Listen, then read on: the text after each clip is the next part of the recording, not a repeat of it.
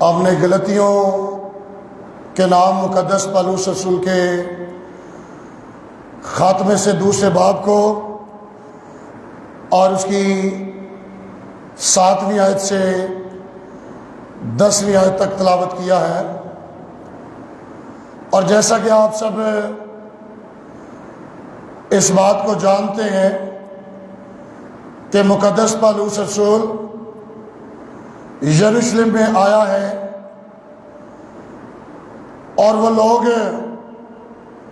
جو یروشلم میں کچھ سمجھے جاتے ہیں، جنہیں کلیسیا کے یروشلم میں ستون مانا جاتا ہے، ان کے ساتھ پالوس رسول نے وہ خوشخبری شیئر کی ہے جو وہ غیر قوموں کو سناتا ہے، اور اس نے انہیں بتایا ہے کہ یہ خوشخبری، یہ انجیل میں نے کسی انسان سے اور انسان کے ذریعہ سے حاصل نہیں کی، مجھے اس انجیل کا مکاشفہ براہ راست خداوند کی طرف سے ہوا ہے۔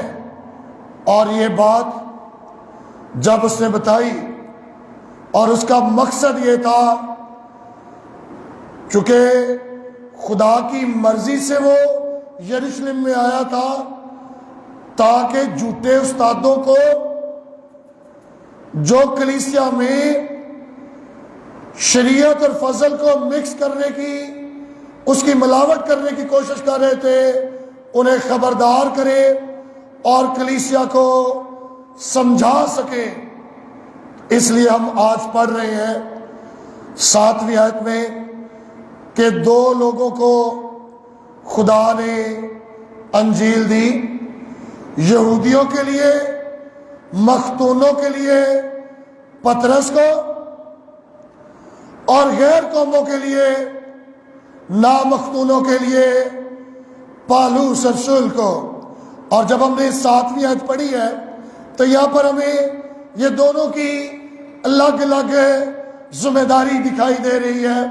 اگر آپ دیکھیں لیکن برعکس اس کے، جب انہوں نے یہ دیکھا کہ جس طرح مختونوں کو یعنی یہودیوں کو خوشخبری دینے کا کام پطرس کے سپرد ہوا، اسی طرح نامختونوں کو سنانا اس کے سپرد ہوا، یعنی پالوس رسول کے۔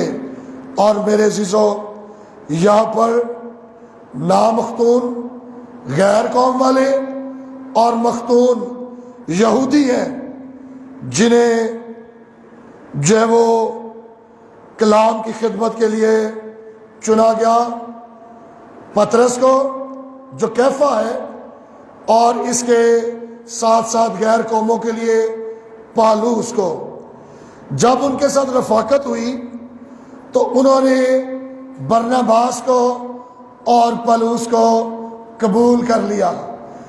ان کی انجیل جو پطرس کی تھی، جو یسوع مسیح کے لیے وہ لوگوں کو جیت رہا تھا، اور جو انجیل پالوس سنا رہا تھا، وہ دونوں کی ایک ہی تھی۔ اور کلیسیا کے یہ لوگ کون کون سے لوگ تھے جی؟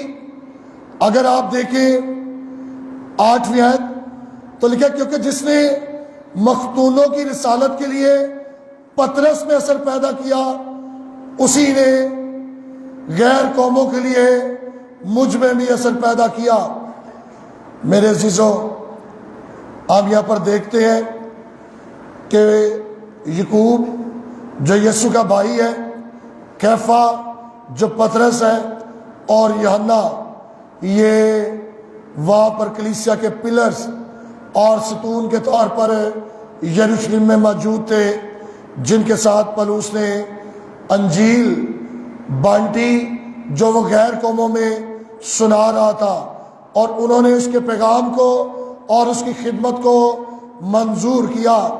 اور میرے عزیزو، وہ بھی جب پالوس نے بتایا کہ دوبارہ لوگوں کو موسیٰ کی شریعت کے متحد نہیں لانا چاہیے۔ سو غیر مختونوں کے لیے خوشخبری میرے سپرد کی گئی ہے، لہذا پطرس کے پاس جو خوشخبری ہے وہ یہودیوں کے لیے ہے۔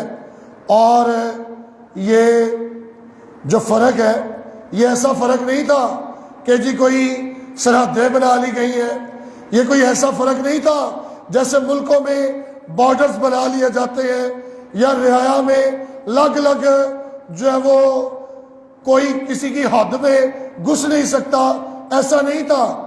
لیکن ایک بڑی دلچسپ بات ہے جو آج صبح میں آپ لوگوں کے ساتھ بانٹنا چاہتا ہوں۔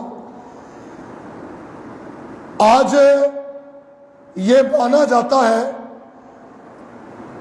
کچھ لوگ اس بات کو سمجھتے ہیں کہ پطرس کی جان نشینی کا سلسلہ جاری ہے، لیکن تاریخ ہمیں یہ بتاتی ہے کہ پطرس کی جان نشینی کی جو بات ہے اس عہدے نے خاص طور پر یہودیوں کے جو مختون تھے ان میں خدمت نہیں کی، بلکہ ان کی خدمت کو روم میں اپنا لیا گیا۔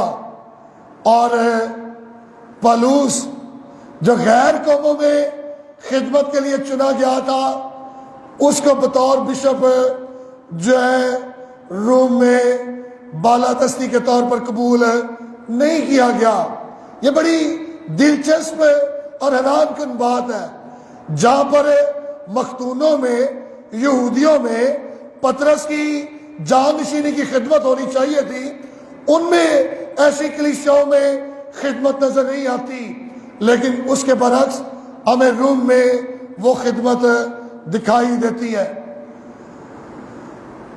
ان لوگوں نے جو یروشلم میں تھے انہوں نے پولس کی انجیل کو قبول کیا کہ ٹھیک ہے، ہم اس بات کو مانتے ہیں، فضل کی خوشخبری کے ساتھ یہودیتزم کو مکس نہیں ہونا چاہیے، لیکن ایک درخواست انہوں نے کی ہے، اور وہ کیا ہے؟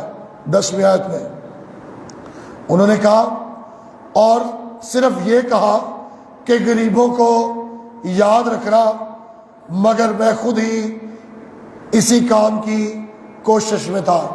کہتا ان بزرگوں نے مجھے ایک درخواست کی ہے کہ جتنے لوگ یروشلم میں مسیحی بنے ہیں، جنہوں نے یہودیت کو چھوڑا ہے، ان لوگوں کو ان کے کام کاج سے نکال دیا گیا ہے، وہ بے روزگار ہے، وہاں پر قحط ہے، خوراک نہیں ہے لوگوں کے پاس۔